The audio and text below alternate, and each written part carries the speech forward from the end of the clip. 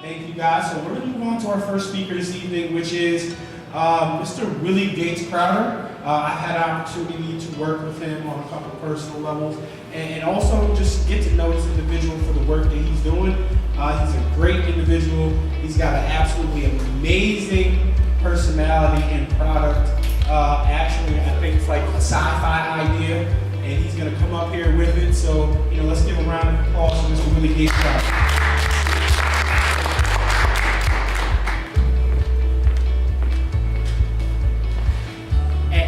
First bag off the assembly line. That's it. How's everybody doing today? How's it going? All right, so I was thinking of what to speak on today, and it's kind of weird when you do things repetitively. Just hold that a little closer for us. Yeah, it's kind of weird when you do things repetitively and you don't want to keep saying the same thing over and over. But my focus is on vision, because how many of you in the audience may have had an idea that you thought was a good idea, and you may have told your friends or family, but you never did anything with it, and then the next thing you know, you see it out on the marketplace. And then all you can do is go around with bragging rights, oh, I thought of that first. Well, who cares? They're the one getting paid for it. So my thing is to try to inspire you guys on how you can go from concept to creation. And just to give you a little story about myself, where innovation sort of started, from where I can remember. I was in fourth grade. I remember getting on the bus one day and walking through the bus. You know how it is, elementary school and everything. And I stepped on this kid's shoe by accident. Stepped on his foot. And his name was Steve. Stepped on his foot, and he immediately replied, a little Italian kid, and he said, you step on my foot again, I'm going to punch you in the stomach. So I'm on a bus full of kids and, girls and everything else. So I took him up on that challenge. So I went back and purposely stepped on his foot, and he delivered on his promise. And I quietly went back to my seat. I thought about it. So I said, this can be a problem. So that night when I went home, even though it didn't hurt me that much physically, it hurt mentally. And I thought, well, what can I do to thwart this kind of problem next time? And my brother had one of those He-Man chest plate things. So I put this chest plate on, and I couldn't wait to get on the bus the next day. Like, yeah, I'll try it this time and see what happens. So I got on the bus, but he must have noticed something about me that I was prepared, because as I walked proudly with my head up down the aisle, waiting to step on his foot, he made sure he pulled his foot out of the way, and we didn't have a problem. But that goes to say, your mind is limitless. Your body has limits. I'm only so tall. I never expect to be able to slam dunk a ball any more than I can, which was only once. But because of my height, I have certain limits. But because my mind doesn't have limits, it can actually attain my body and sort of even condition it to heighten those limits that I think I have. This is why you have people like Michael Phelps that are 5, 6, 7-time gold winners, because he trains twice as hard as anybody else. Where they told him, you're doing too much, you're going to kill yourself. Now he's killing the gold medals. And this is why. So I always believe in, if you have an idea, the first step is at least jotting it down. Because if you jot it down, what you're doing is you're taking a step.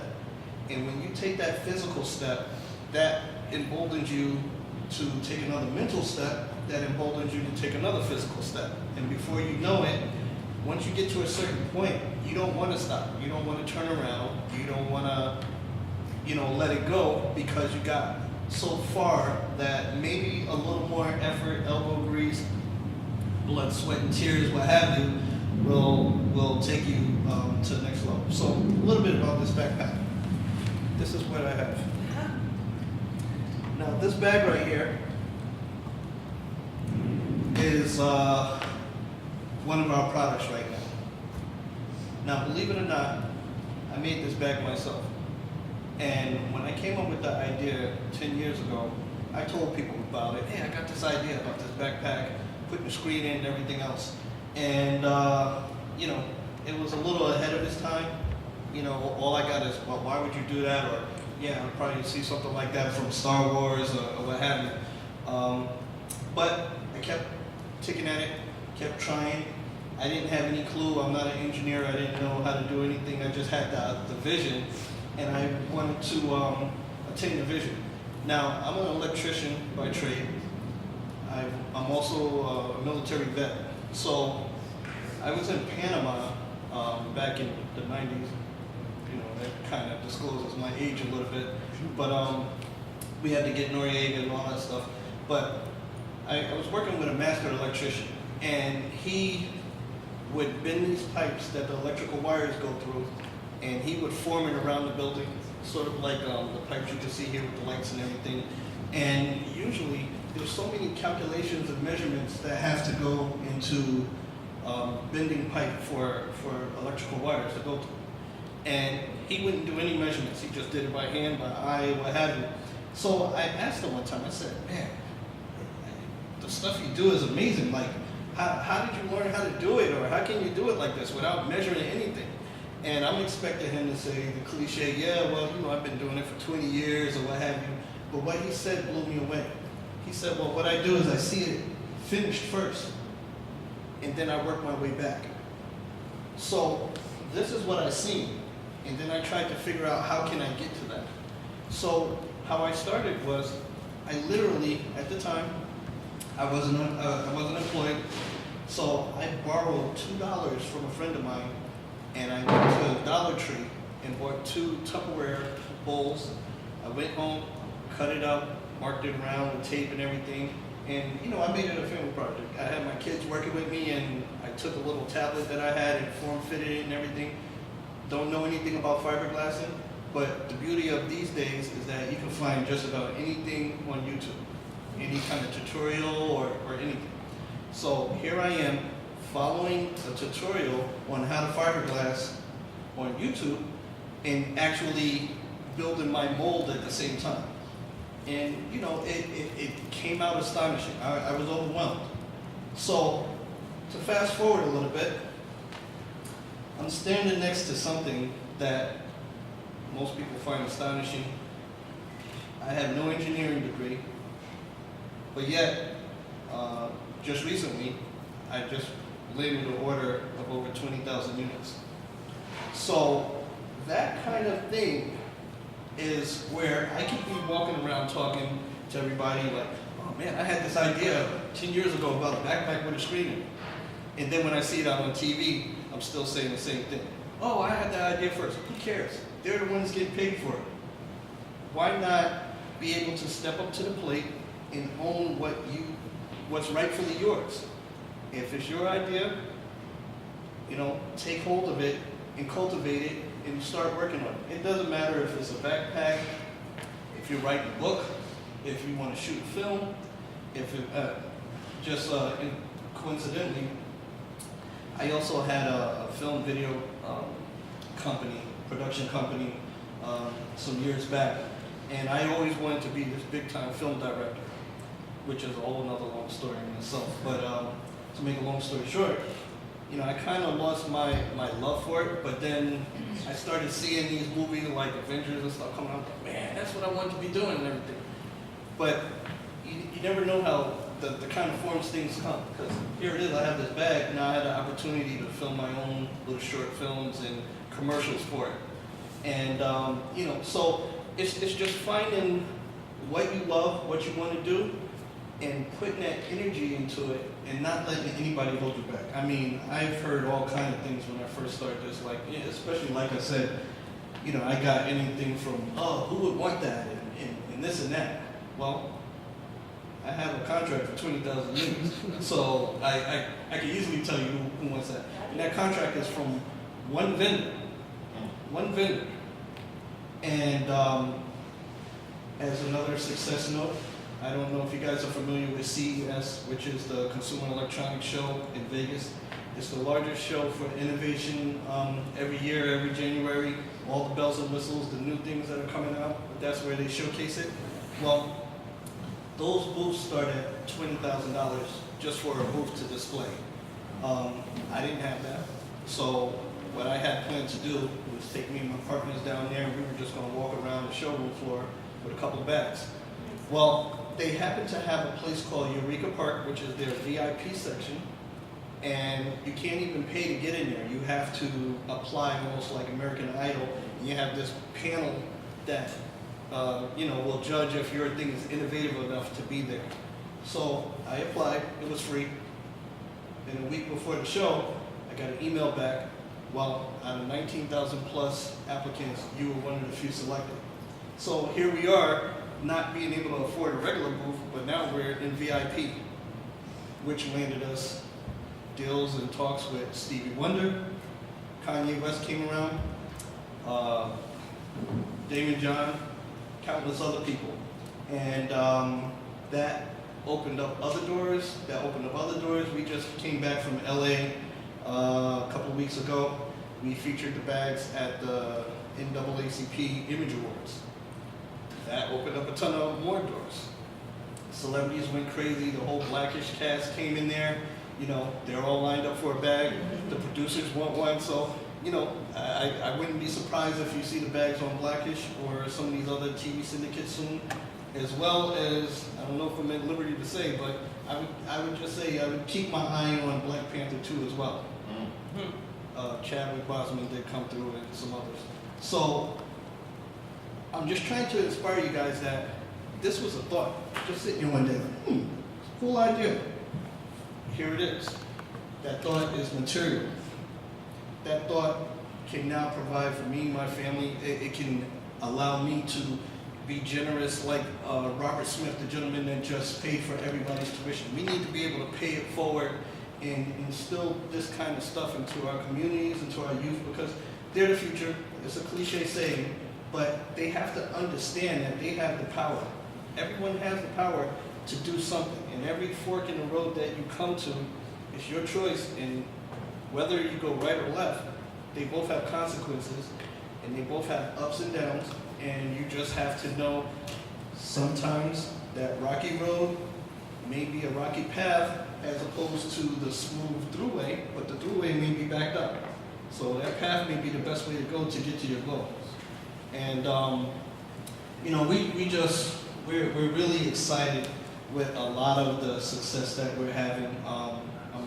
And I tell people, I think this is the first time I'm even letting the public know, so I don't know how far this is going to go, but I'll reveal it. My passion actually isn't this backpack. I was actually doing this backpack just to try to get the finances and funding that I need to do what I really want, which is in October, we will be unveiling and bringing our first vehicle to the market. It's like an ultimate terrain vehicle for the military, and we will be showcasing that in Vegas. And sky's the limit. Sky's the limit. And what I just want to say to people is, everyone says, well, sky's the limit because I just said it, but when you work a regular job, it doesn't matter how high that job is. There's always a ceiling. There's a cap on it. It doesn't matter if you're the top manager. There's a ceiling, and that ceiling, whether it's $150,000 a year, 200, even $1 million a year, that million still has a cap on it because that's what they feel that you're worth. That's why your cap is there. But when you have a dream, you have a vision, and if there's something that you can expound on yourself, you're the cap. However far your mind takes you, that's however far you'll go. I seen a toeless, or fingerless Chinese student who's winning awards as a pianist, playing with his toes. So most of us, you get one finger cut off, I can't do it. I mean, I got all my fingers, and I dabble in the keyboard, but I get frustrated because I can't do what I would like to do, but my passion isn't there enough for me to pursue it 100%. But for this gentleman to not have any fingers at all, who would ever think of playing the piano with their toes? Much less doing it efficient enough to win awards as a pianist. And if you were to close your eyes and listen to this young kid play, you wouldn't even know that he's playing with his toes. It's just amazing. So if that doesn't show how your mind can take over your body and help you accelerate and elevate your ceiling, I don't know what else to tell you. I just dropped the mic right here.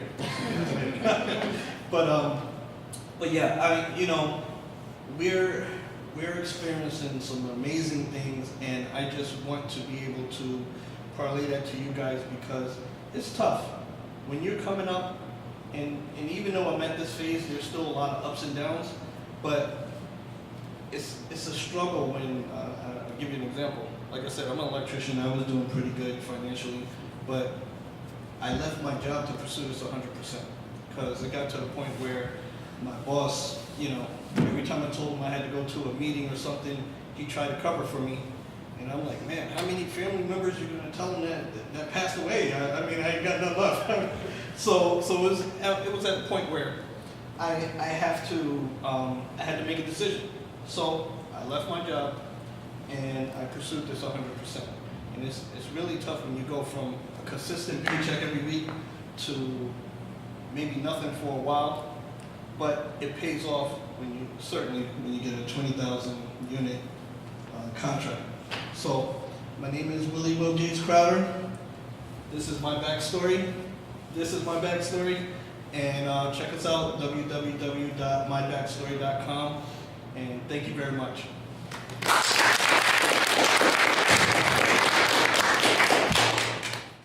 Let's welcome my brother, Mr. Paul Collins Hackett, aka Batman.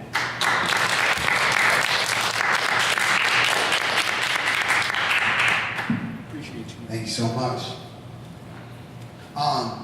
First and foremost, I definitely want to say thank you to Will, man.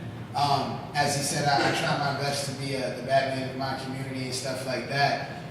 He told me, he said, hey, I'm Batman. I was like, hey, well, what do you mean, man? But I quickly found out he wasn't lying.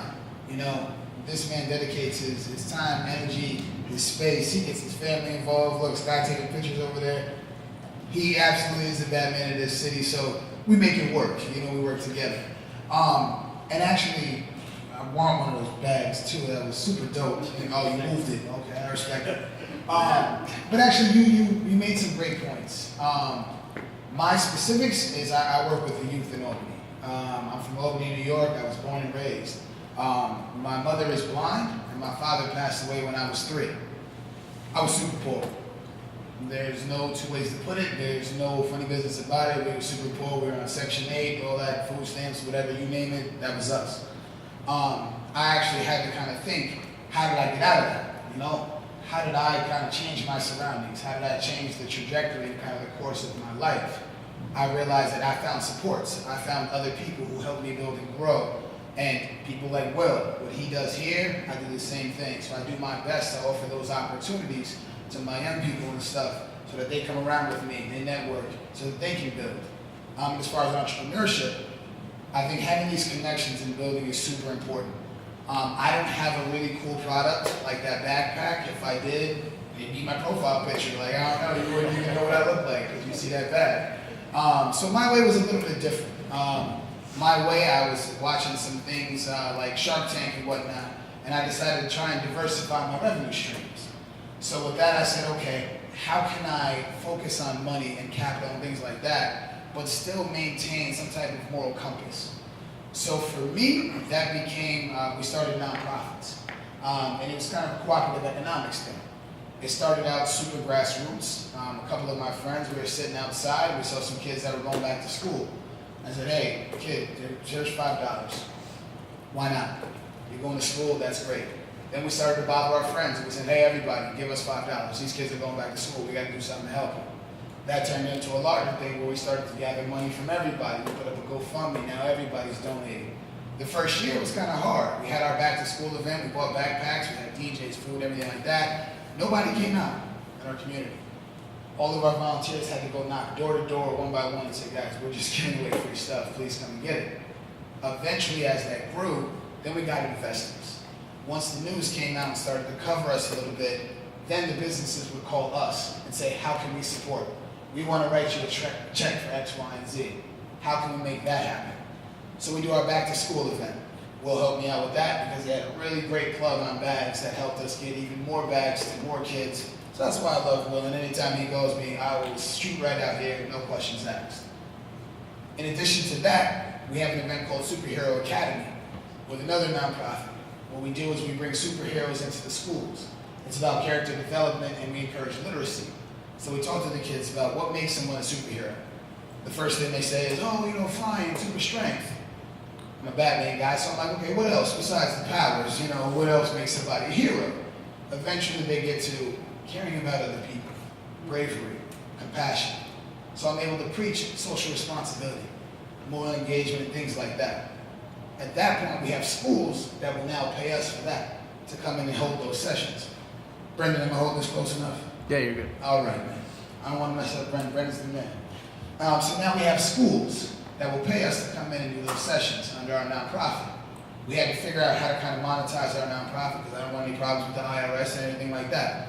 But once we figured that out, we're able to hold community events and kind of monetize those. So I have one nonprofit that I'm vice president of. It's called True Heart Inc.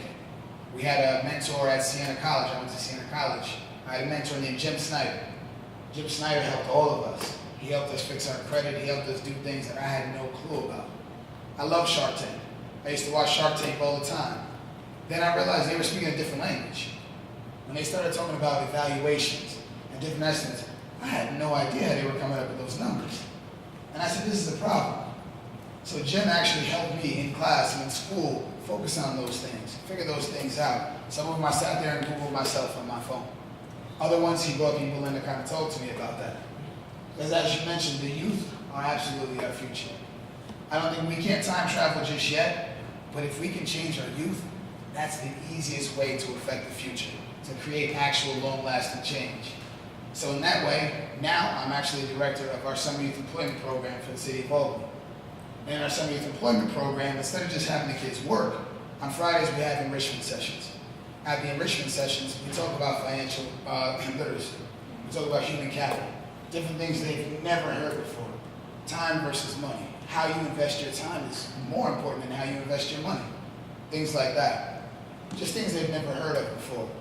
With the City of Albany, we're able to invest in our children in an actual, tangible way. In 2014, Obama signed that. I wrote it down, so I don't want to get messed up on TV. This is going to last forever. Workforce Innovation and Opportunity Act. It's basically WIOA, is the short version of it. Using that, we're able to pay kids to learn how to work, but also how to start their own businesses. So I have a friend who he did a couple of years in jail. Came home, within 5 years, he got his barber certificate. He opened his own shop, he owns the property. So he owns his entire business, his entire building, the land that is on, that's all him. And he did that within 5 years. So using this grant, the WIOA dollars, over our city, I'm able to pay kids to work with him so he can show them exactly how he did it. So our kids are not just gonna grow up and be just workers, answering to a clock, clocking in, clocking out. No, we teach them critical thinking. We talk to them about more than that, diversifying your revenue streams. They say millionaires have at least 7. Right now I got like 4 or 5. If I get on that TV bag, listen, we'll be great, you know? But we talk to the kids about that. We talk to them about saving, about credit and stuff like that. I tell them the God's honest truth. I honestly believe that if you're not honest with them, you're losing their heartbeat. So I tell them, the reason I'm telling you this is because when I went to school, somebody said, hey, Paul, you want $5,000? All you gotta do is sign right here. I said, okay, great, I can't wait. Then they came back and said, hey, you owe us $7,000. I said, wait, whoa, no, that didn't go like that. So now we talk to our kids. We have admissions counselors come in. We have bank representatives come in and talk to them about different kinds of account. What gives the most interest? What is the best way to do things? How to start your own, what loans are available, if you even need a loan. We work with other people to do property management. We're investing in property in Albany. We talk to the kids about the importance of owning real estate in your communities. The biggest thing that I tell the kids is nobody's gonna love you like you. If we don't, who will? Especially in Albany, we have a lot of reconstruction going on. There's a lot of projects.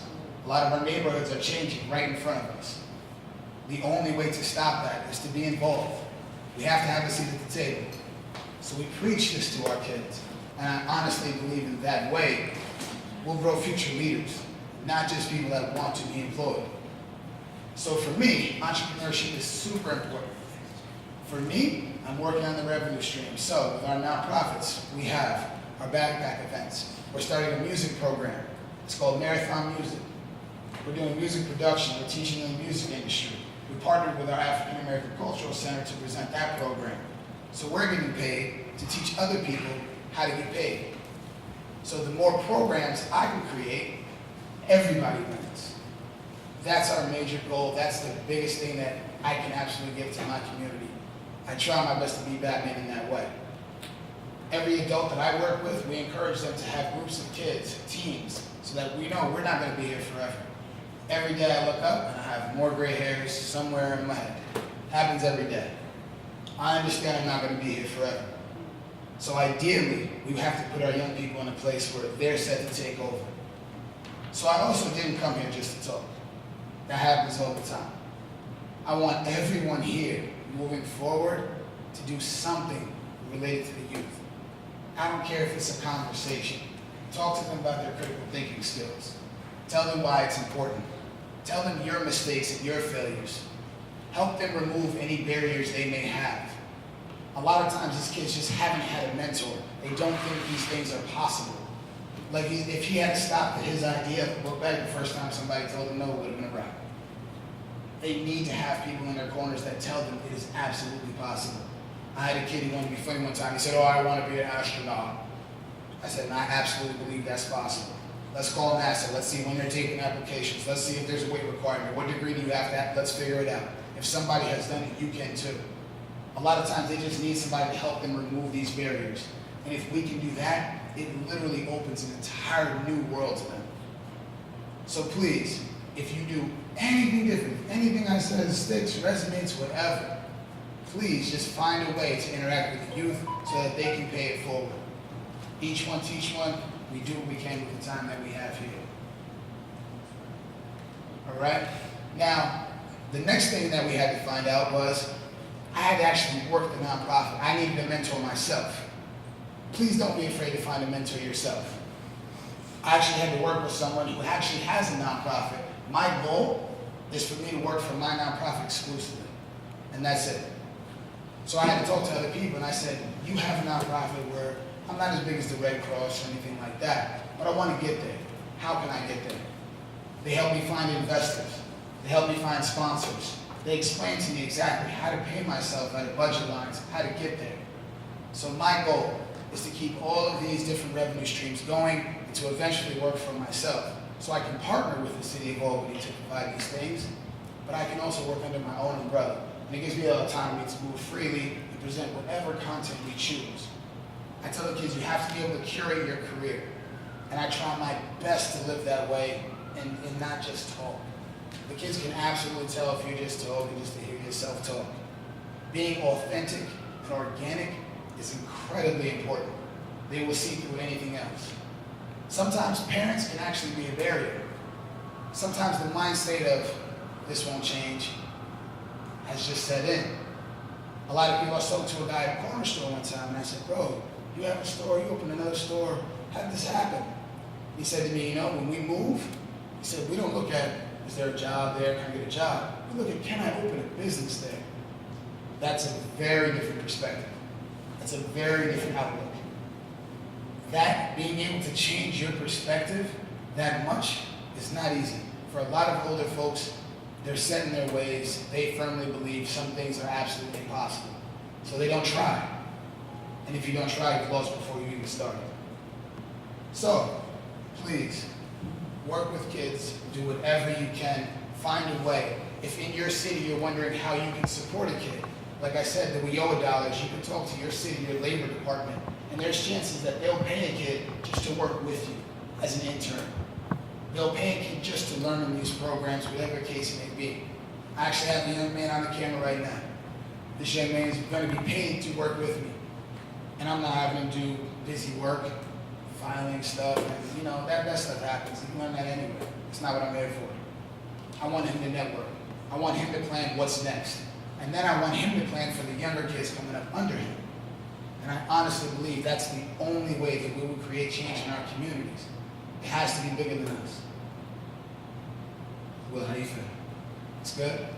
That's all I got, guys. So please be intentional in your movements moving forward. Just work with youth as much as possible. Thank you.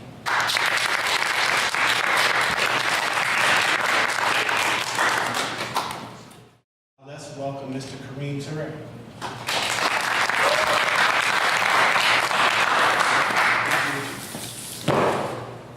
Oh, he bought items too. See, they not playing. They on point tonight. Do you know who you are? Do you know what you possess? Mirror of magnificence reflecting the ultimate source of strength. The divine architect that created it all. The sun, the moon, the stars. Jupiter, Pluto, Venus, Mars. Beautiful manifestations of beautiful creation. Do you know who you are? Do you know what you possess? You are the first, yet treated the worst. You are the best, represented in flesh. You are the walking embodiment of God's consciousness. You are the black man's gift. You are the black woman.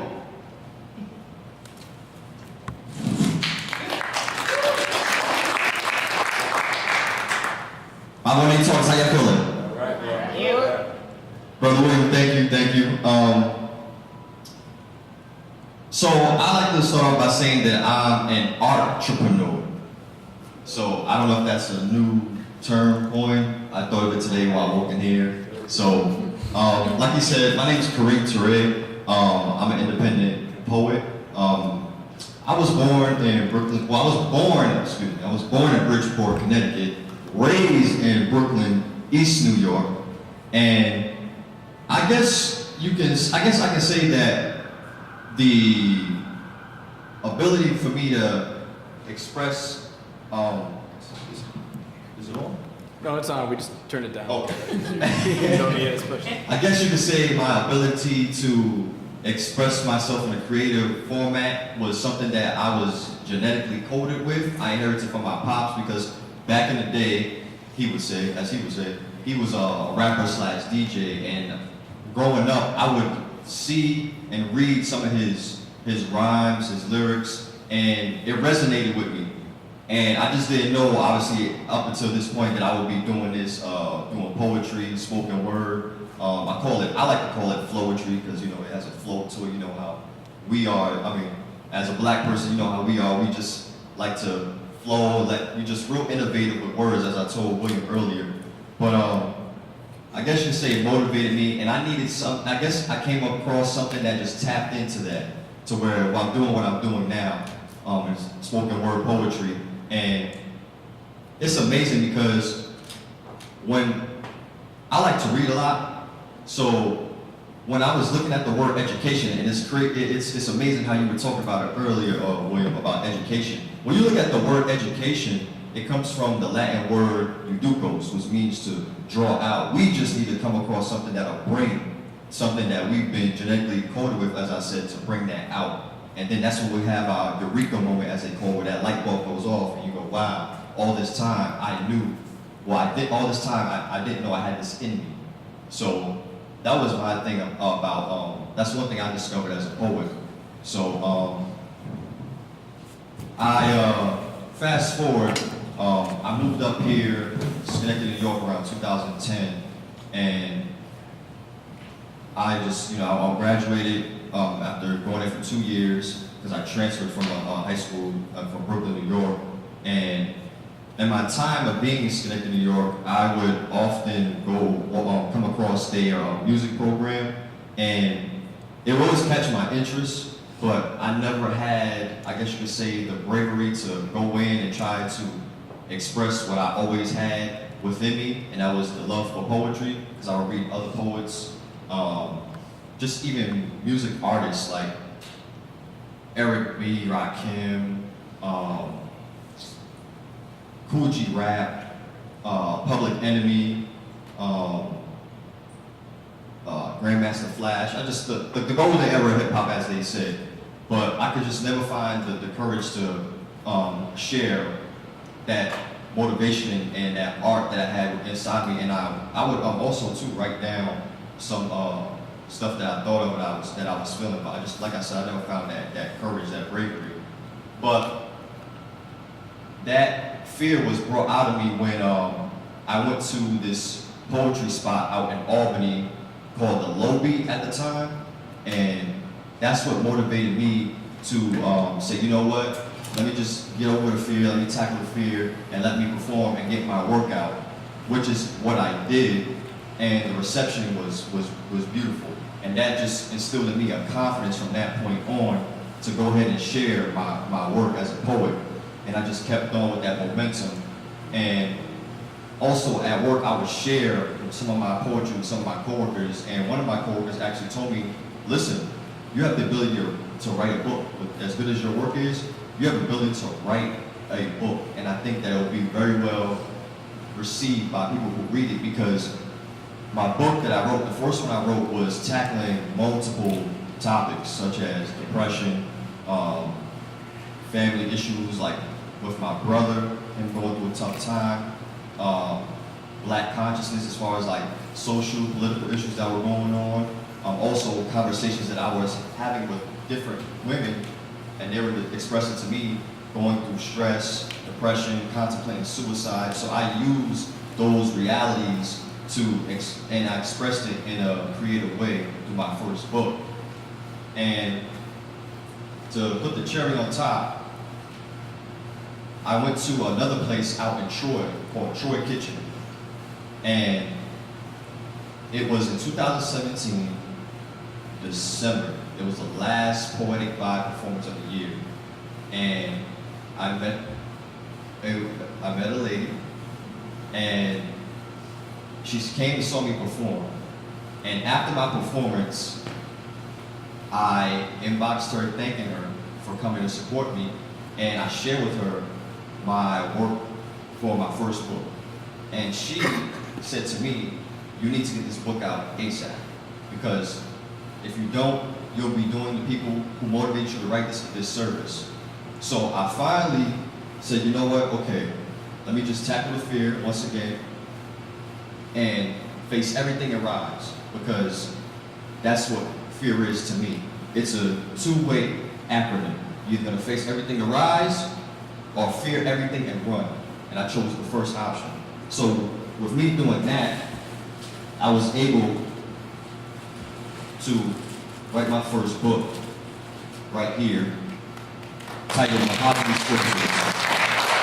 Thanks to everyone who read the prototype, I guess if you want to say that. And also, thanks to my fiance for motivating me and pushing me. It was very, very stressful, because I was telling her, it's just not perfect, it's just not perfect. And she was like, listen, whether you think it is, it's still not going to be perfect. You're always going to have to make adjustments. You're always going to have to make alterations. Just take the feedback from those who read it, give you their input, and move on to the next one. So I came out with that first book, and I was able and fortunate enough, and I was blessed to have over $100 worth of sales.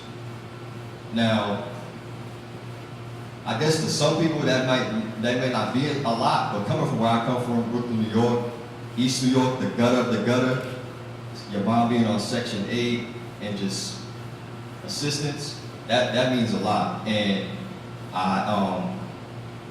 it was just real humbling. And the thing I got out of it was, if you can think about it in your mind, you can put it in your hand.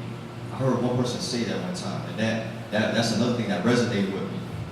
And there's just something about turning an idea with action and making it a reality. Because if you just have an idea but with no action, it's just a dream.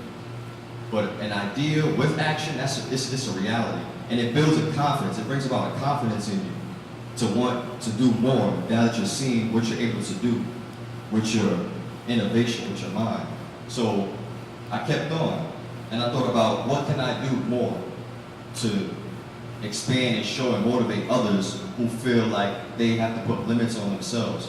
So with people who I surround myself with, they push me to do even more. And what else I was able to create out of me writing my first book, I was able to create wristbands for my first book. This is one of them. It's brown. It has the title Mahogany Scriptures, and it has an African proverb on it, and it says, "A beautiful thing is never perfect." So I just kept on going. I stayed motivated, and I was working on my second book, which I just released this year, a few months back. And excuse me for a second. This is it right here. Chocolate Clouds, right here. My fiance helped me out with the title there. We went to the beach last year in Connecticut, and we made some alterations, and it came out beautifully. I felt like the picture went with the title. It has like a meditation vibe to it, if you look at it. To me, it does. So, that's just what I have here, and I also came out with bracelets for it too, right here. So, like the gentleman said before, he said, we have no limitations. The only limitation you have is what you put on yourself, and it's very inspiring if you have people like the gentleman that came before me who are doing things. And speaking for myself and just us as black people, we're a visual people, so if we see things, it's one thing if people are just talking about it, they're just talking, and you're just like, oh, okay, you're not seeing what they're talking about being manifested, so you're just not motivated. But if you do see it, it motivates you to say, all right, okay, if he can do it or she can do it, then I can do it. You just gotta have that determination and see others manifesting those ideas. But influences for me, I would say, for poetry would be like hip hop artists. I'm actually more than just poetry. I do community work when I can as well. Damani Farley, I've done some work with him with Miracle on Craig Street. We do a variety of things. I heard somebody earlier say something about food justice. That's very important. Food justice is very important, and that's one thing I'm gonna branch off to in my poetry, is talk about more social, agricultural topics. I heard the brother talk about economics. I'm branching off to that too. I'm gonna call it economic tree, to where in my poetry I'm gonna put in a poetic format to express to people who are financially illiterate, based off what I'm learning and what I'm continuing to learn, how to go about building your credit, fixing your credit, how to leverage your credit to put you in better positions, like if you want to go to a dealership to leverage your credit to get a low interest rate, how to come to them prepared with your credit report to let them know, hey, don't run my credit 18 times to dig it up, because that's what they do. So it's just like, I'm more than just the generic type of poetry to where it's like an overflow of emotion. I just want to tackle a lot. And I think a motivator for that was the hip hop artist we just lost, unfortunately, Nipsey Hussle. His album, Victory Lap, and one of the songs, it's the second track, and one of the songs he talks about life insurance and how important life insurance is. And with him saying that in his music and his art, it motivated me to go and get life insurance for myself.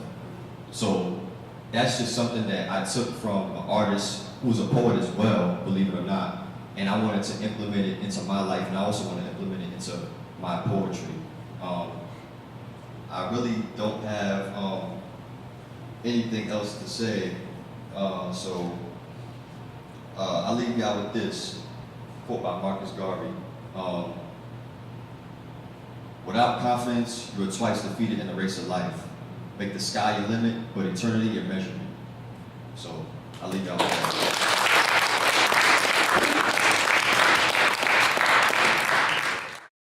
So I appreciate this individual greatly, and regardless of everything that we've been through, It has been a heck of an experience, and you know, I look forward to continuing this growth and all your success, and I wish you nothing but the best, and you know, I welcome Mr. Damani Farley.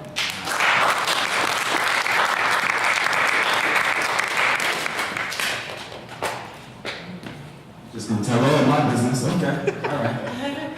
So, first and foremost, man, I appreciate what you were sharing, you know, and you being vulnerable enough to kind of talk about some of those things that those growing pains that we experience together, you know, because I'm a firm believer in it's not what you go through, it's what you grow through. And I think that we both did that together and in a very similar way. So I appreciate you greatly for that. So everybody clap it up for Will.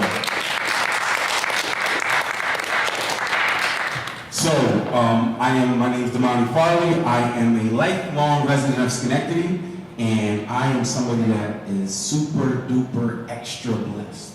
I just am. And a lot of my blessings came in the form of mentors, right? And I have a lot of great mentors. And today I'm going to talk about one of my most unlikely mentors. Wasn't sure like where I was going to go with this today, but you know, I definitely feel motivated and moved to speak on this. So today we're going to talk about the lessons that I learned from a crackhead. So I think it was 6th grade for me. My parents, well before that, we were renting. I'm probably my only friend that has a mother and father. Like I told you, I'm blessed, right? Out of my whole kind of clique, right? And we were renting. And then my mother got a job at GE, Schenectady, right? So that was like a big deal. When you're a kid, you don't really understand that. You just know Christmas gets a little better, you know, school clothes, you fresh, you know? And so things were going good and we moved into our first home. So fast forward the tape now to what would be 6th grade. My sister and I, we were latchkey kids, so we would come home and, you know, make our snacks after we did our homework, and you know, if mom and dad come in. This one day I walked in the house from 6th grade and my mother was home and my father was home. So I'm like, oh man, am I in trouble? Like, what's going on? So I just go, hey mom, what's up, pop? You know, they're just sitting there with a really somber look on their face, and in the corner, I have a bad memory, but this I remember so, I can almost like see it right now. There was a clear plastic bag, big, with a whole bunch of papers in it, and a blue desk clock with like gold trim around it. And I said, Ma, what's wrong? And she didn't say anything. And I said, Ma, what's wrong? And she didn't say anything again. So I like went up to her and I started kind of nudging. I said, Ma, what's wrong? And with terror in her voice, she said, I got fired.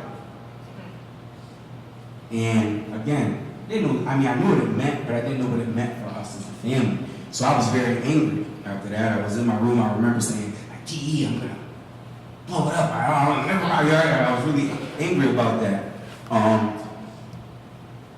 But times got hard for us a little bit after that. Me and my sister, I don't think that we were ever like poor. And if we were, my mother says we were, but we were so blessed that we didn't really know. You know what I'm saying? Like we had such a great support system.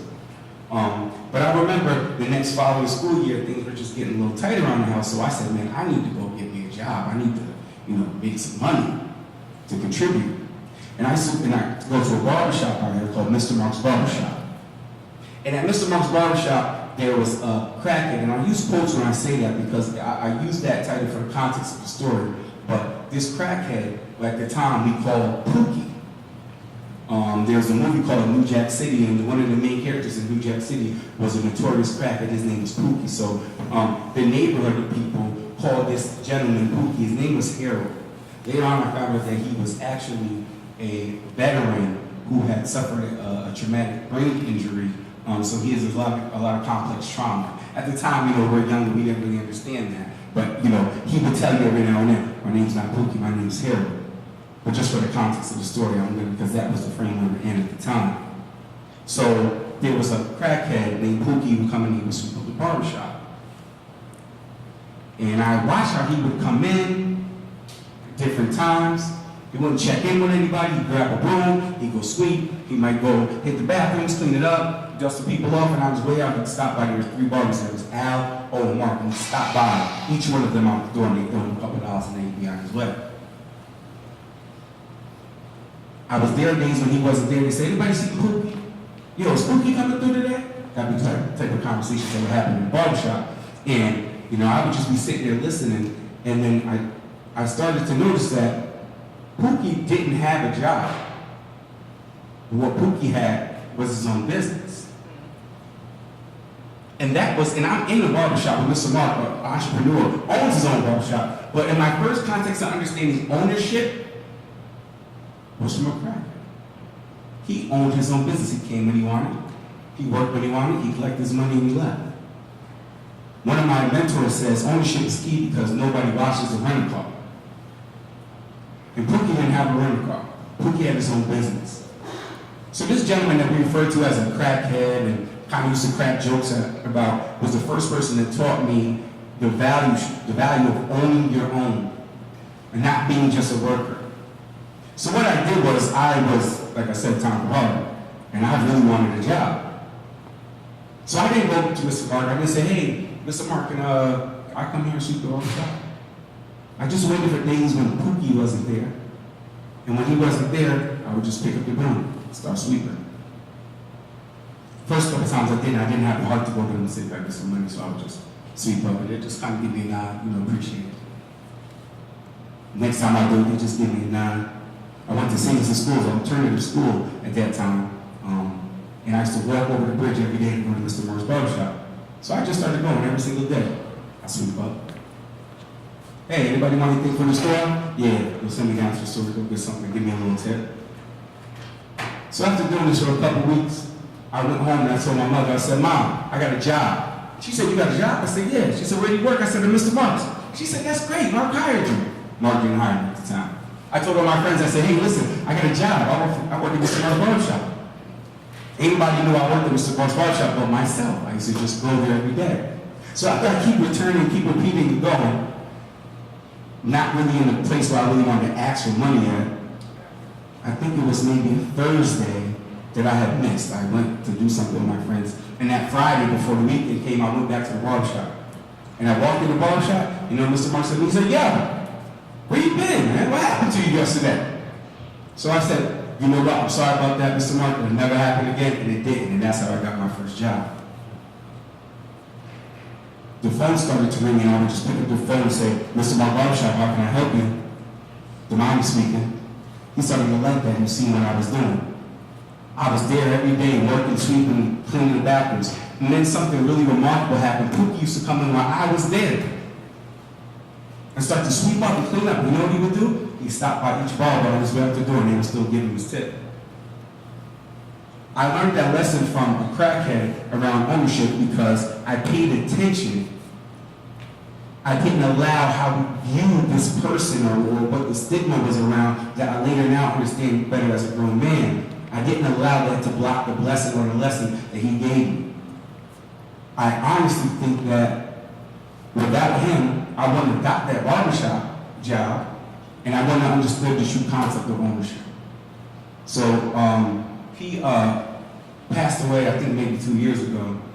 And now I make sure that anytime I talk about him and tell that story, I want to say, even though you might have heard me call him Pookie a couple times, his name is Harold. Harold was a veteran. Harold was somebody who owned his own business in his community. And Harold was somebody who taught me a very valuable lesson.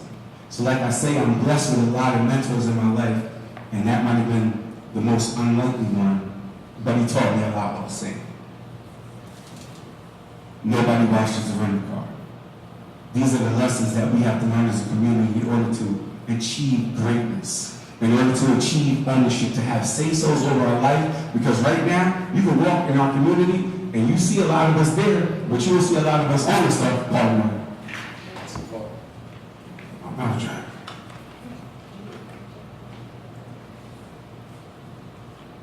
So you will see a lot of people in the community, but you won't see a lot of ownership. You'll see people who've lived in these homes for 15, 20 years, renting, and paying for the house 4 or 5 times. But kind of some of the ramifications of redlining and systemic racism still plague us today and have blocked their opportunities for home ownership up until now. So my wife and I are blessed to have bought our first home a couple years ago, right? And, you know, as people might not make those type of connections in life, I'm going to tell you, one of my greatest mentors, name was Harold, aka Pookie, and he passed away a couple of years ago, like I said, but I am eternally grateful for him for just being him and the lessons that he showed me. And he never knew, he never had a conversation, I never got to say, yo, he showed me that when he did, so I just want to be grateful and give him some thanks for that. So, as I close out, I'm going to close out with this, because I was going in a whole different direction today. And I wanted to talk about compelling reasons. That's what really where I was going with my talk. But some of the brothers that spoke before really motivated me to speak on mentorship and the importance of ownership and entrepreneurship. But no matter what you're doing, whether it's community work, whether it's owning your own business, whether it's being a great innovator such as yourself, you need to have your compelling reasons. So as I tie back my entrepreneurship to Pookie, my compelling reason for wanting to have ownership over myself and my time, which I'm now also a small business owner. I still got a 9 to 5. I'm not there yet, but I'm working hard at my goal to be self-sufficient and financially free. My compelling reason goes back to that day that I came home and saw that garbage bag and asked my mother that question 3 or 4 times before she broke down and screamed that she got fired. My compelling reason was I never wanted to feel that way. And I never wanted to give anyone the type of power that they, had over her in that moment. And I would change our life as a family. It really did. Through that adversity, I think it made us much stronger. I mean, I went out and got a job, right? I went out and learned about being an entrepreneur from probably the most unlikely source.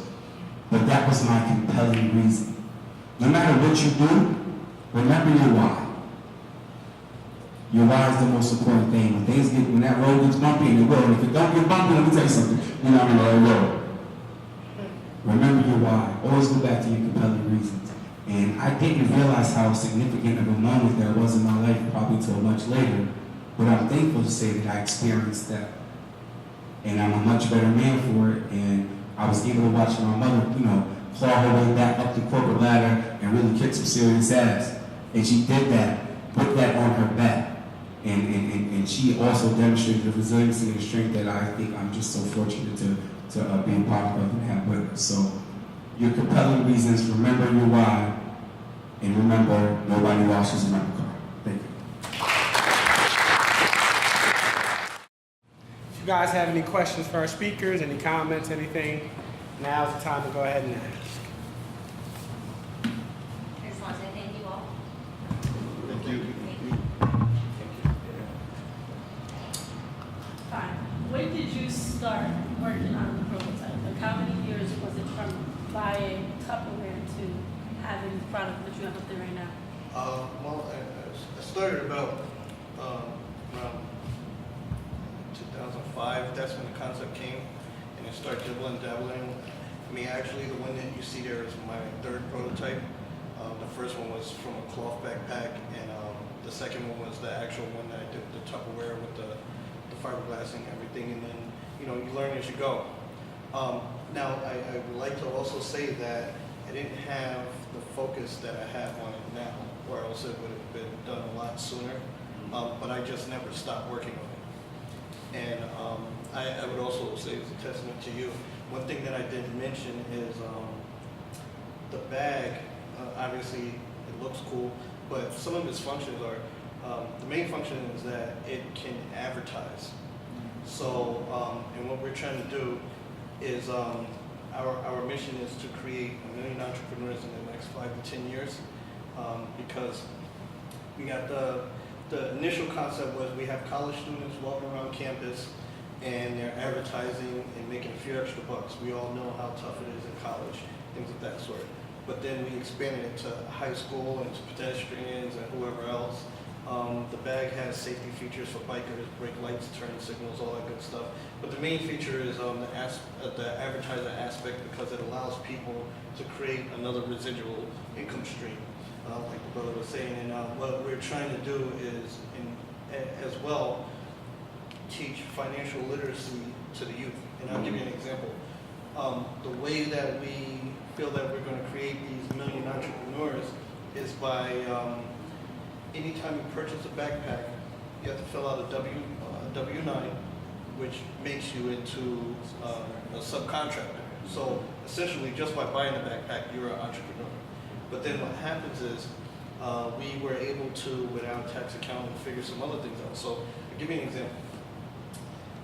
All these kids are big on Nikes and all the latest fashion and everything. Well, what if I told you that, because I love telling the kids this because they go crazy. Those $200, $300 Nikes that you're wearing can now be a tax write-off because you're a business owner. So that is a way that we're using to raise their eyebrows, to make it a little more interesting for them to learn entrepreneurship and financial literacy and our way of helping the inner city.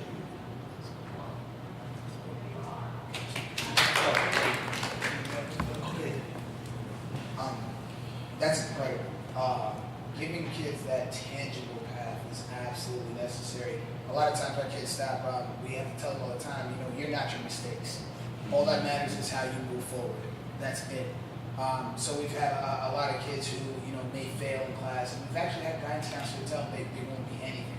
So to be able to give a high school kid this opportunity to fill out a W-9, a lot of them don't even know what that is. To be able to fill out a W-9, to actually be a part of the process that early is absolutely huge. So definitely appreciate you. Thank you. Thank you.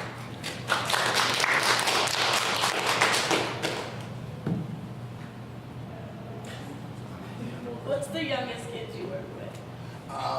We work with my program, our Summer Youth Employment Program employs youth ages 14 to 18.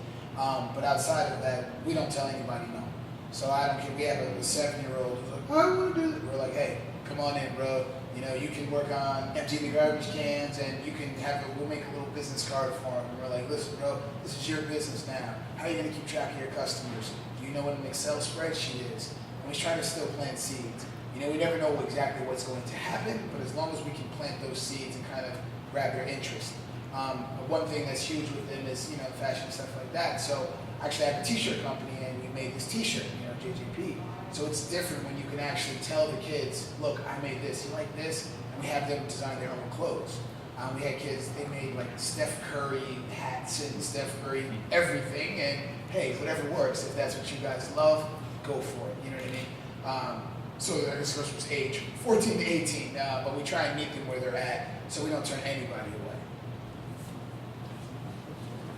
So like Will said, so I was a little under the weather, and I was trying to kind of back out as Will was like, oh, not you gonna come, bro. You gonna? I was like, I'm on my way. So again, pardon me, but so I have a question for the audience because we're gonna get into it. I don't want this to just be a one-way thing. Do we have any inspiring entrepreneurs in the audience, or do we have any current entrepreneurs in the audience? Okay, all right. So what are some of the business that you guys are trying to get into? What field? Awesome. Well, first of all, I'm Miss New York USA Ambassador, so I will be representing our state in Florida. So when it said 518 Speaks, I had to come out and hear you speak.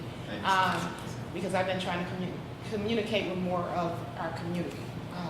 But my business is actually Bags NV. It started off as Be Live NV because I wanted people to believe in their vision. So I changed it to Bags NV just to make it a little more simple. It is a laptop USB backpack. So when I saw that, it was kind of interesting that we connected that way. I also connect with you because I do poetry. I also connect with you because I love children. That's what I do. So my platform, which has expanded from Believing in Your Vision, is Be You Butterfly. Because what I find is everybody looks at the star. They look at the person who's made it. And they look at the person who's driving the best car or wearing what they want to wear. And they don't realize that's a process. And just like a butterfly, you have to start from a caterpillar, then you become a butterfly. So you have to transform. So you may have to crawl before you walk and walk before you fly. So today you guys inspired me to continue to push that message that sometimes you have to crawl before you walk and walk before you fly. So never, I love the fact that you said, I never turn someone away, because that's the problem. Some people, like he was saying, you get caught up, and you know, I work a nonprofit. I'm an accountant for a nonprofit. So you get caught up in these numbers. You got to make these numbers. You got to make these numbers. And I did education, so it was really numbers driven. We actually got misquoted one time because they asked our attorney, "How do you measure success?" He said a whole bunch of stuff, but he made the one mistake and said, "We look at the number of students." That's not how we measure success. We measure success in each butterfly moment. I had a butterfly moment driving a Lyft car, talking to a young man, picked him up at the airport. He had an interview out in Saratoga. He was completely nervous. He didn't know what to do. Guess what he was interviewing for? A financial analyst. Wow. You can't tell me that God doesn't purpose your life or something. You that one-on-one you spoke of, that is it. Sometimes you don't have to tell nobody what you did. Because that young man, not only did he get the job, he got what he asked for. Because he listened. And that whole ride, he asked me question after question after question after question after question after question. He went in there and did everything. He said, I did everything you told me. He said, I'm leaving it there. Now, like you said, unlikely. He was an unlikely person. This was an Asian American. We think they know everything. That's how they're typecast. They know everything. They're confident. They can do this. He was an Asian young man. And he asked an African single mother, African American single mother who was on the verge of homelessness at that moment, how do I get this job? So never think that you're so low that you can't pull somebody up. And never think that you're so high that you can't be pulled back down.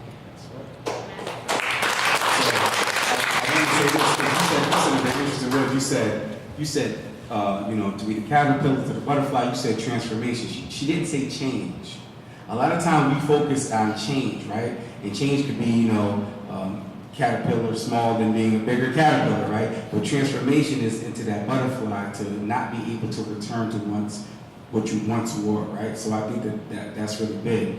And like I said, I had this whole talk planned out today. I'm gonna blame it on the cold medicine. But when I got down here, I said, man, these brothers, I just went in a different direction. And, you know, as an entrepreneur, my business is an education consultant. But in part of my story, I don't know if you know that, I said I went to alternative high school. And some of those same teachers and same counselors, when I'm doing trainings at PDs, are still working within school districts. And guess who comes in to train them? The same other day who said, oh no, you got to get out of this school. You get what it is, you know? So I want to share that to say, yeah, because we all have transformed, and I've been so grateful to be transformed. And when I'm sharing on stage with brothers like this, man, I know I did something right. So I'm extremely grateful for all of y'all.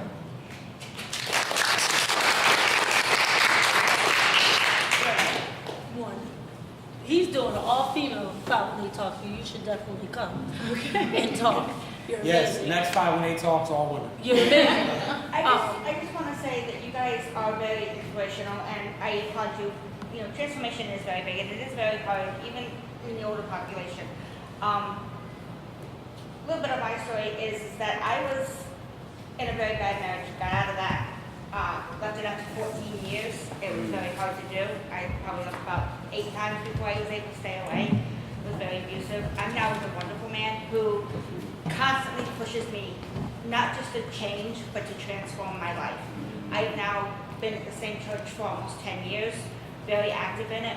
Active in a program called what's called Care Portal. I don't know if any of you have ever heard of that. It's a group of churches that work together with DSS to foster families stay together, whether it be in the foster care system or putting them back together as real families. I love working with kids myself. I work in the nursery at my church. I am always looking for different ways to be involved. My living is made as an administrative assistant and a paralegal, which I've been trying to get a paralegal business off the ground myself. So I've been, Will can tell you, I've been at every 518 talks. I first got started by a friend dragging me to it, and I have not been sorry since. I will continue to keep coming. I've met a few of you before. You guys are all fabulous, and I love every one of you guys for everything that you do for the community and for the general public. Thank you.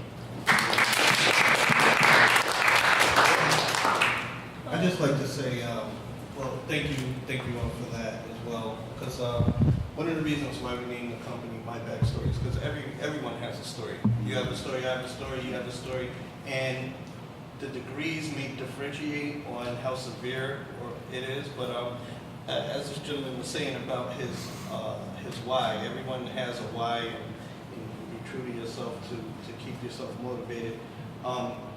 Just to give you an example of one of my whys, when I was in elementary school,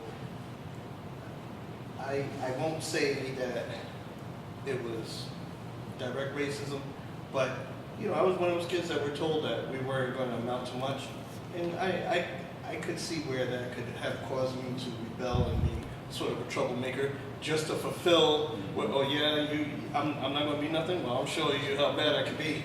And I think about it now, and I understand that there were things I didn't understand back then. But one of the things that really motivate me now, because it hurt me so much back then as a young kid, was get these scholastic book readers in school where you just pick some books out and you pay for it and you get the books. And the one book that I was so interested in was the Guinness Book of World Records. I've always been fascinated with stuff like that. So I get I mark it off. This is what I want. $1.75 for the Guinness Book of World Record. And for the teacher to stand up in front of class and mock me like, sir, you can't afford this. It's $1.75. And she just gave me the business. You might as well just throw that in the garbage. I just wasted paper giving it to you for you to mark it off. And the thing was, I went to my parents, and at the time we were very poor and stretching like everyone else. So my parents couldn't really do it either.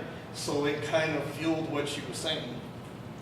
And I had such bad blood with the teacher that I got left back in her class.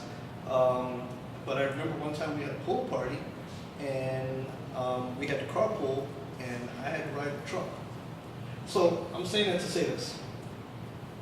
When I had a business before, like I said, my video production company. I was doing very successful, doing very well. And one day I went to a store. I was in my hometown because I'm from the Bronx. And I was in a store, and I bumped into her. Now, to my delight, we're talking. I'm a grown man now. I'm successful, so I'm feeling good. Like, you can't tell me nothing. So we're talking, and we're both on the way out, and it was just like a God thing that I had just purchased a Lexus Jeep, and it had just came out. And so I had this Lexus Jeep, and incidentally, when I parked it, I had parked it right in front of another Lexus Jeep, which was a lot older. So we're coming out, we're chatting and everything. Oh, great to see you, talk to you soon, and this and that. But we're still sort of heading in the same direction. So I'm like, no way. So she goes to her Lexus, which is like quite a few years older, and I go to mine, parked it right in front of her, it's brand new, and I didn't have to say anything. And it was funny how she hits me up on Facebook, now she's one of my best friends. And you don't have to turn around and use malice or envy or any of that stuff against people. Your actions speak louder than words. And that's why our mission is to create these entrepreneurs with kids, because kids may not understand balance sheets and everything like you said. We need to teach them that. Mm-hmm.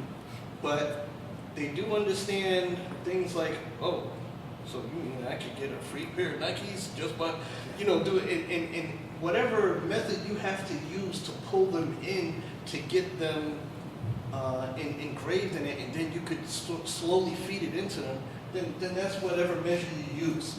And it's a beautiful thing. All the gentlemen up here, I really appreciate it. Will, and thank everybody for coming. Last question. I got a question for y'all, right? Because I'm just standing over here admiring y'all greatness. I appreciate you. But as men who have come from very tough backgrounds, how does it feel to be on the forefront of change, not only for yourselves, but for the people in the community? It comes with it comes with obviously a lot of responsibility. One thing that I've learned is with the more you know, the more you come to learn, the bigger the responsibility to share for those who are unaware of what you know. You have an obligation, I feel, to educate those who lack, who haven't come across the knowledge that you've come across. And unfortunately, you know, what the big thing that we're talking about here is entrepreneurship. And one thing that I've experienced as an African male is that within the community, we have this very selfish mentality instead of a selfless. So I feel like at times, speaking for myself, when I talk to people such as you, Damani, and others, and I show them I'm very selfless, it's eye-opening to you because I'm 26 years old. You know, I've been fortunate to come across mentors that, you know, have been very influential, and also I've been able to come across books and other things that have shaped in my mentality. But it definitely comes with a lot of responsibility, I feel, and there's some tough times, but like the Mike said, you know, if the rough ain't road, it ain't right. So. Absolutely. Yeah, absolutely. What you were saying, it is absolutely an obligation. I don't think there's any two ways about it. I think we have the skill set. We learned things that a lot of people didn't teach us, and at this point, since if we don't, who will? We cannot wait for other people. We have no time for that. And if we are the ones that are capable, who are we if we don't? If we don't teach the kids, if we don't help them. A lot of times the road, it does take a long time, things like that. I tell the kids all the time, champions are made when nobody's looking. You don't see LeBron in the gym every single day, but I bet you he's in that gym every single day. And that kind of thing. So I absolutely believe it's our obligation. With the whole Batman thing, you know, I love my city. I believe when bad things happen to you, you go two ways. You can be mad and say, you know what, I'm going to take this out of the world. Or you say, I'm going to make this better so nobody else goes through that. It's those two things. I keep my young guys with me because they're my Robins. I want them to be better than me one day. And I absolutely believe that's our duty. And that's why me and all these guys, we click, you know, it all makes sense. We all feel the same way. So, hey, fellas, before we get out, I salute every last one of you guys. So to answer your question, for me, it feels great. It feels great. So, you know, doing a lot of community work working with young people for a long time, you know, people come to me and they say things like, you know, they're like, oh, it's, you know, you're so selfless. You know, it's so good to watch you give. And I get embarrassed when people talk to me like that because it's not selfless. I get such a gratifying feeling. I got 2 sons, and they look up to me and they're proud of the things that I'm doing. You know what that feels like? Like, that's dope. Like, so it feels really good. And when we talk about, like, you know, even the trials and tribulations, man, like, I stand on the shoulders of giants. My grandfather was a brick mason who built his own house. You know what I mean? And my other grandfather was he was into blacktop and construction, and he couldn't even read. And he'd go into places and people would call him boy and nigger and treat him crazy. I mean, after my grandfather came back from the war, people were spitting on him. So I stand on the shoulders of these great men and these giants. So it's just like, man, it is, you know, there's some work to be done. It is a rough road, but it's pretty easy, man, when I do it by comparison. So it feels great for me, man. And I'm just super blessed and happy to be, you know, to have the opportunity to do so. How does it feel for you guys when you like create events like this wonderful one and you get words from your community saying, I'm going to be there, I'm going to be there, and then you just, the output is not there? Y'all want to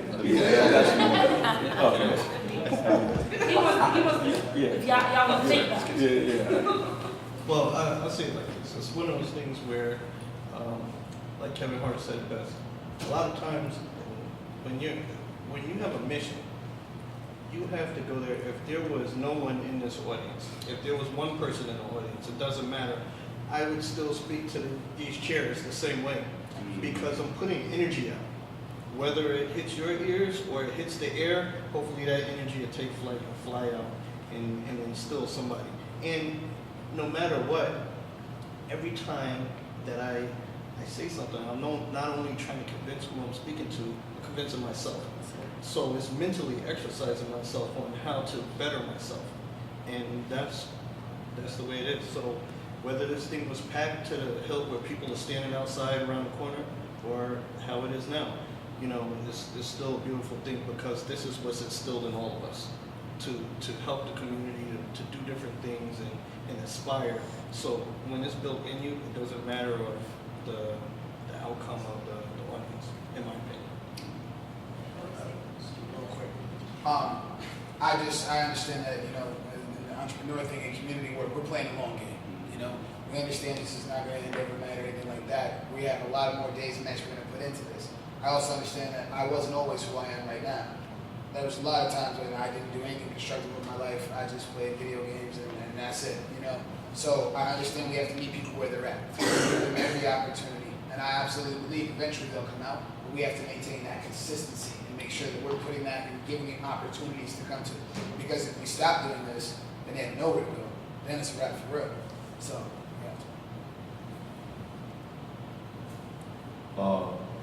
For myself, it doesn't bother me. It doesn't. It's interesting that you asked that, because I remember last year, I think it was, I'm not gonna say we, meaning the community, organized an event. It was a Black Male Depression Forum, and I invited Devani, and I had William be the host of that. And we had about 4 people show up to that. And internally, I felt good, because to me, it's not about the numbers. If you have true intentions, great intentions for what you're trying to do with something like that, then when the numbers come and it's that low, it's all right with me, because as long as one of the 4 people that were there, that were present, got something out of it, and they're willing to go out and share that with others, and it becomes like a wildfire. That's how I feel about that. And I also want to touch on we also talk about the youth a lot here tonight.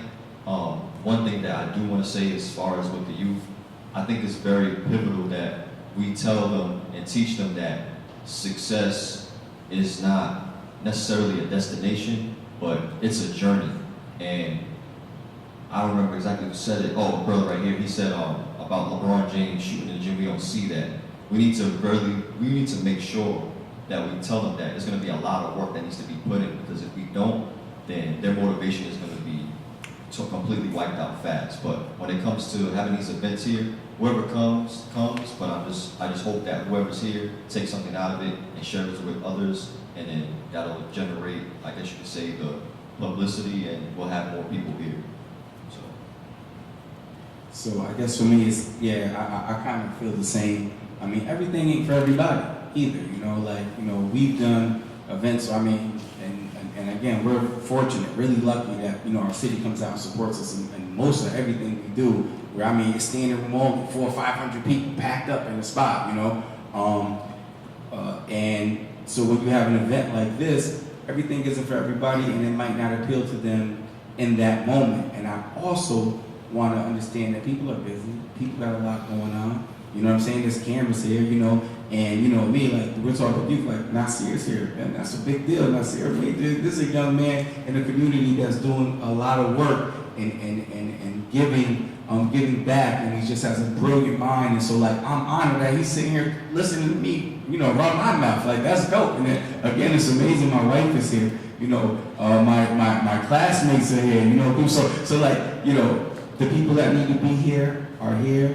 The people that need to be here next time will be more. And I guess really the better way to answer that question is, what are we all willing to do to make sure that we have this thing packed next time, right? For these brilliant women that's going to be up here, you know, doing anything. So, you know, it's a challenge to me, man. We started our Poetry in Motion that Green came to the stage and wrote. It started off with like 6 people in a bar, and now if I do it 2 times a year, it's 400 people sold out. Consistency, like you said, bro, you know? So it is what it is, and we just continue to keep building. Everybody give our speakers a round of applause. Thank you guys for taking the time to come out to 518 Talks. Please follow us on social media, Facebook, Instagram, follow our YouTube page for upcoming guests. You'll see the videos that'll be up there on the YouTube page. Also, please check us out with all streaming services. The 518 Talks podcast as well. A lot of great content, a lot of great. Damani was a guest on the podcast as well. I don't know where Jeff is, but let's give him a round of applause.